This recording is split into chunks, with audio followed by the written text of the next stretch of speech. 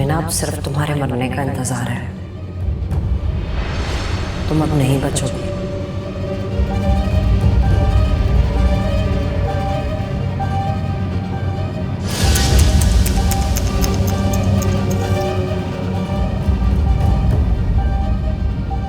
घसीटती हुई लेके जाऊंगी तुम्हारी बेटी को। कैसे बचाओगी? हाँ, पूरा आश्रय कर दूंगी उसका मैं। देखते जाओ।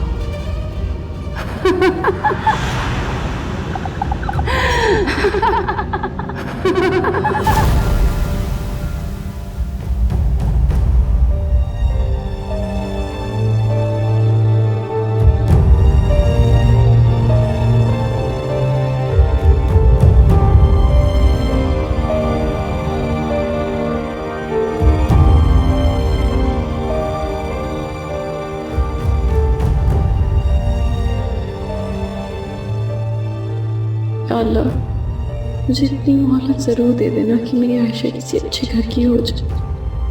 बेगुनाहों की सज़ा मेरी बेटी को मत देना। मुझे रास्ता दिखा को। या अल्लाह मेरी मदद कर। कोई नहीं है हमारा तेरे सिवा।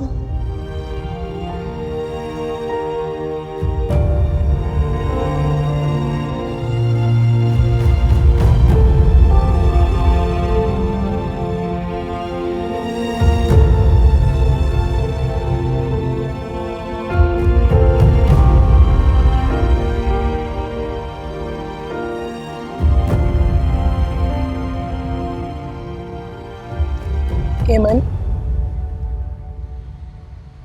तुम्हारी तबीयत तो ठीक लग रही है मुझे। मुझे भी सुमा ने बताया कि तुमने आज भी क्लासेस स्किप की है। I'm sorry मैम,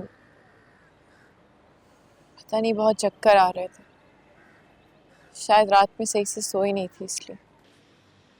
तुम्हारी रिपोर्ट्स कैसी आई?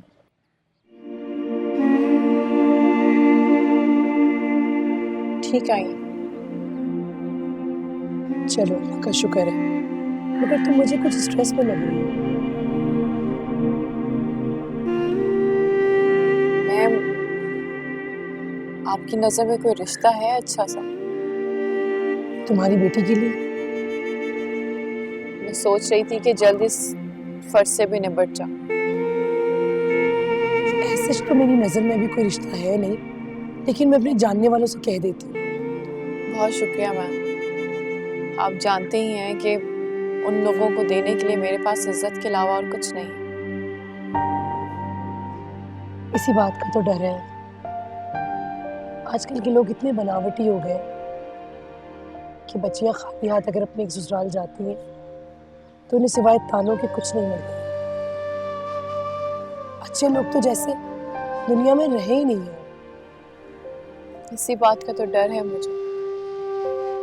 हेमन, तुमने अपनी बेटी से पूछा? क्या पता वो किसी को पसंद करती हो। आई मीन, यूनिवर्सिटी में जाती है, ग्रो अप है। नहीं मैम, मैं अपनी बेटी को बहुत अच्छे से जानती हूँ। आयशा बिल्कुल भी ऐसी नहीं है। लेकिन हेमन, क्या पता वो तुम्हें ना बता रही हो। क्या पता उसे तुम्हारा डर हो इसलिए तुम्हें ना बता रही हो। हाँ, मेरे ख्याल में किसी को पसंद करना कोई ऐसी बुरी बात नहीं है। मेरी राय तो ये है कि तुम उससे बात करके देखो। मिस अमन, आपके भाई आए हैं। मेरे भाई? जी, राशिद साहब। आप चलिए, मैं आती हूँ। मैम, अगर आप इजाजत दें तो मैं भैया को मिलके आ जाऊं? नहीं, मेरे ख्याल में अगर तुम्हारी क्लास नहीं है तो तुम घर जाके रेस्ट करो। शुक्रिया। अल्लाह हाफिज। हाफिज।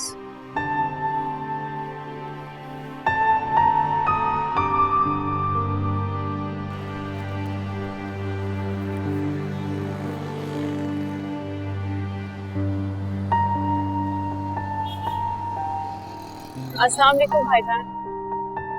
वालेकुम अस्सलाम। मैंने सोचा तुम्हें खुद ही लेने आ जाऊं, तुम पता नहीं क्या भाव। मैं आपको खुद कॉल करने लगी थी कि इकट्ठे चलेंगे। चलो आओ बैठो।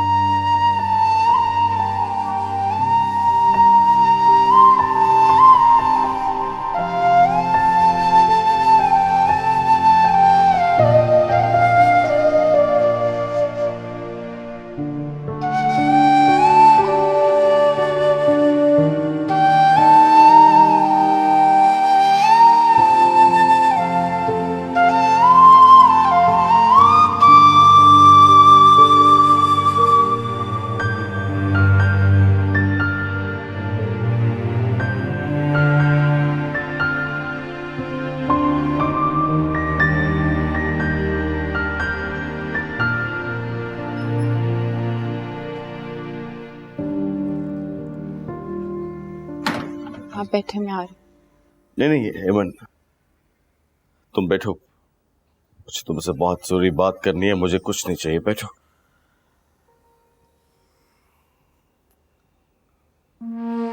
बस कुछ दिनों से बहुत बेचैन सा हूं। पता नहीं अजीब अजीब से वहम आते हैं मुझे। वहमों का क्या है भैया, ये पूरी जिंदगी वहम ही तो है। हेमन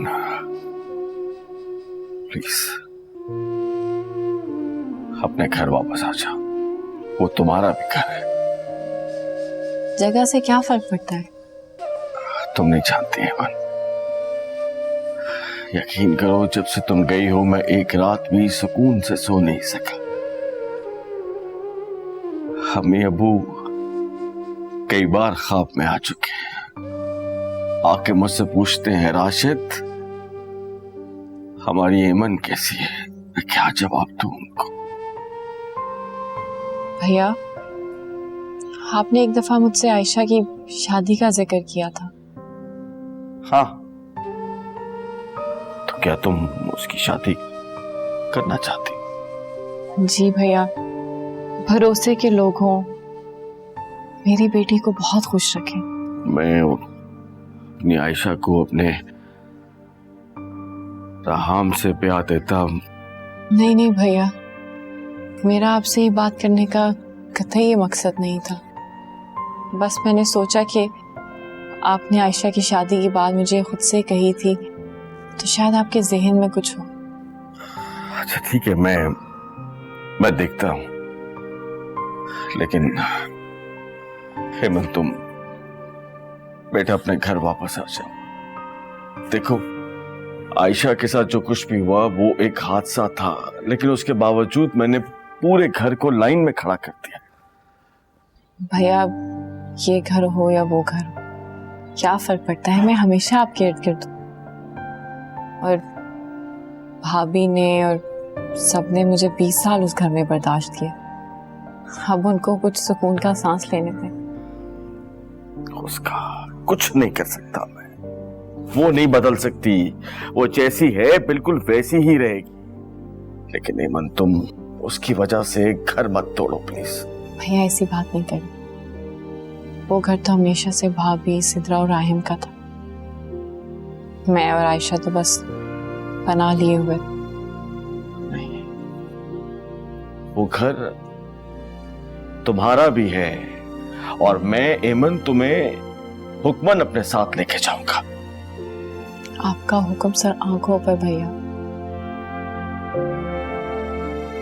भैया एक वादा करें मुझसे, अगर कभी मुझे कुछ हो गया तो मेरा जनाजा उसी घर से उठेगा। कैसी बातें कर रही हो तुम, अल्लाह से खैर मांगो हेमन। मैं तो खुदा से सिर्फ एक ही चीज मांगू कि मेरी बेटी मेरी तरह दर बदर ना हो। ये बताओ वो ऐसा आया था यहाँ? वहां से शिफ्ट होने की एक वजह वो भी था। मेरे पास दुकान पे आया था, बहुत मिन्नतें कर रहा था, एक बार आयशा से मिलने की जिद कर रहा था। अवैस ने अपना घर जायदाद सब कुछ आयशा के नाम कर दिया।